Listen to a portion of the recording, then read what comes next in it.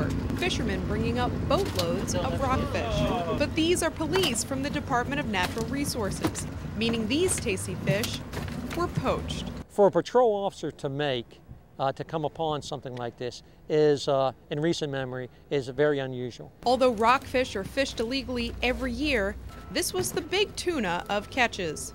Parole officers discovered illegal anchored nets Monday afternoon and Tuesday morning and hauled up over 10 tons of fish. Most of the watermen fish legally and properly.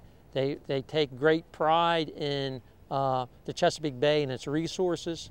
But it's these poachers that are out here doing it illegally that are harming the resource and their livelihood of the watermen. Rockfish season resumed February 1st after a more than 2-week break. But illegal fishing could mean fewer fish and shorter seasons. We get an excessive harvest of fish, and that's what's going to deplete the population and potentially put us back into a moratorium situation. They say he who casts the widest net catches the most fish. But these rockfish poachers may have caught themselves a lot of trouble. First offense poachers must pay a $1,000 fine, while a second offense will cost you $2,000 and up to a year in jail. But Maryland treats its state fish specially. Judges can add an additional fine of $1,500 per poached rockfish. They got to learn to play by the rules. Or face the scales of justice. On Kent Island, I'm Stephanie Woods for CNS TV.